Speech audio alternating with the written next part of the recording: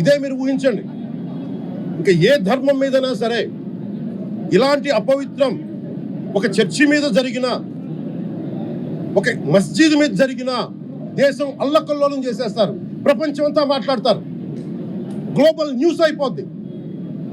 కానీ దేశంలో కోట్లాది మంది హిందువులు అపవిత్రమైతే, ఈ ప్రసాదం అపవిత్రమైతే ఒక్కరు కూడా మాట్లాడకూడదు, ఇది సెక్యులర్ వ్యవస్థకు విఘాతం అంటే హిందువులకి మనోభావాలు ఉండవా? ఇది ఒక్కరు నిందించట్లా, అసలు మీరు ప్రస్తావన చేయకూడదు, ఇది తప్పు, ఇది మాట్లాడకూడదు అంటే ఎట్లా? ఇదే వేరే మతానికి మీరు అన్వయిస్తారా? నేను అన్ని మతాలని సమానంగా గౌరవించేవాడిని, ఇస్లాంని గౌరవించేవాడిని, క్రిస్టియానిటీని గౌరవించేవాళ్ళం మేమందరం. సనాతన ధర్మం అని మొత్తుకుంటున్నాం. దేనికి సనాతన ధర్మం అంటే? సనాతన ధర్మానికి ఒకరు ప్రారంభించింది కాదు, ఇది ఒక వ్యక్తి ఒక కూర్చోబెట్టి ఒకరు స్టార్ట్ చేసింది కాదు. ఇది కొన్ని వేలాది సంవత్సరాలుగా అన్ని మతాలని, అన్ని విశ్వాసాలని అలింగనం చేసుకున్న నేల ఇది. అలాంటి విశ్వాసాలకి దగ్గర తీసుకున్న ఈ నేల మీద ఇలాంటి అపవిత్రం జరిగితే, రిపీటెడ్గా జరిగితే, ఒకసారి కాదు, 2 సార్లు కాదు, రిపీటెడ్గా జరిగితే ఇప్పుడు కూడా మాట్లాడకూడదంటే అది తప్పు చేసిన వాళ్ళం అవుతాం మేము. దోషులకి శిక్ష పడాలి. ఫుడ్ అడల్టరేషన్ ఇది మేము కాదంటలా. టీటీడీ బోర్డు, అప్పుడు టీటీడీ బోర్డు బాధ్యత తీసుకోవాలి. పొలిటికల్గా వచ్చి అలంకారప్రాయంగా ఒక్కొక్కళ్ళు వచ్చేసి దర్శనాలకి టికెట్లు ఇవ్వడానికి మీరు బోర్డు మెంబర్స్ అవ్వలేదు, మీరు ఎవరు చైర్మన్ కానీ ఈవో కానీ. మీరు అక్కడ ధర్మాన్ని పరిరక్షించాలి. మీరు అక్కడ మీ ఇష్టాలకి మీరు కూర్చోబెట్టి మీ ఇష్టాలకి కాంట్రాక్ట్లు ఇచ్చుకోవడానికి మీరు టీటీడీ బోర్డుకి మీరు వెళ్ళలేదు. మీరు అందరూ, మీ అందరికీ బాధ్యత ఉంది, మీరు నిర్ణయించుకోవాలి. ఎవరికి కోపాలు రావు, ఎవరికి వేదన రాదు, ఎవరికి బాధలు రావుంటే కుదరదు. వస్తాయి బాధలు, వేదన ఉంది, మాట్లాడతాం. మర్చిపోకండి ఎవరు. గత ముఖ్యమంత్రి గారికి కూడా నేను చేస్తా ఉన్నాను, జగన్మోహన్ రెడ్డి గారికి కూడా. ఇదే చర్చికి జరిగితే మీరు ఊరుకుంటారా? ఒక మసీదుకి జరిగితే ఊరుకుంటారా? ఒక తిరుమలకి జరిగినప్పుడు ఎందుకు వెనకేసుకొస్తారు? రాకండి. ఏ మతం మీద దాడి జరిగినా సంపూర్ణంగా నాతో సహా మేము ఖండిస్తాం, బయటకు వస్తాం. ఇస్లాం మీద దాడి జరిగితే మేము మాట్లాడతాం, క్రిస్టియానిటీ మీద దాడి జరిగితే మేము మాట్లాడతాం, హిందూ ధర్మం మీద, సనాతన ధర్మం మీద దాడి జరిగితే కూడా నేను మాట్లాడతాను. ఇది మొదటిసారి కాదు, మేమందరం మాట్లాడతాం. ఇది ప్రాథమిక హక్కు. ఇది పరస్పర విశ్వాసాలను గౌరవించుకోవడం చాలా చాలా అవసరం. ఇది అందరికీ తెలియజేస్తున్నాను. ఇది దోషులకి కఠిన శిక్ష పడాలి.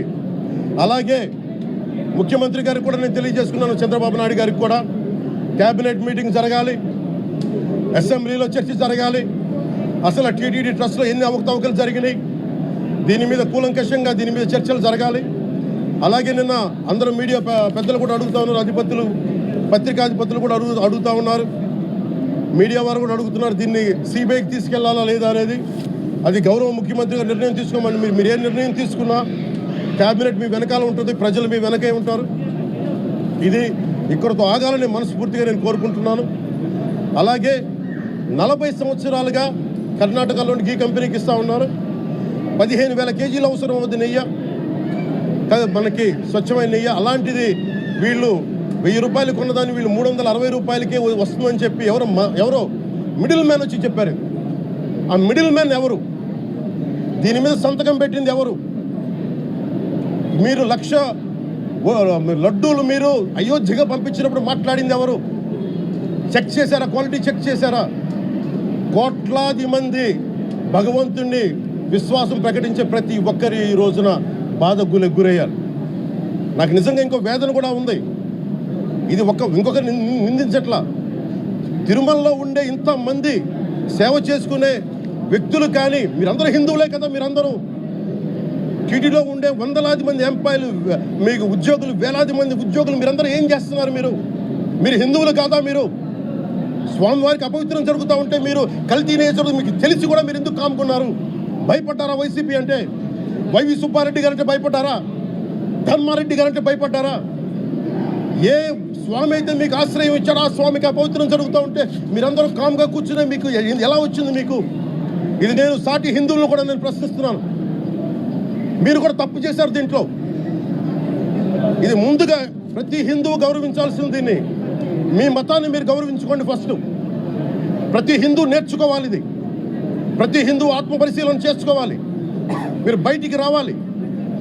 తప్పు జరుగుతూ ఉంటే కూర్చొని చేతులు కట్టుకొని మనకెందుకులే అంటే ఇలాగే ఉంటాయి. ఇది మారాలి. ఇది అందుకు నేను కూడా దీంట్లో భాగమే. కాబట్టి నిజంగా నాకు ఇన్ని సమస్యలు చెప్పారు ఇన్ని సంవత్సరాలుగా.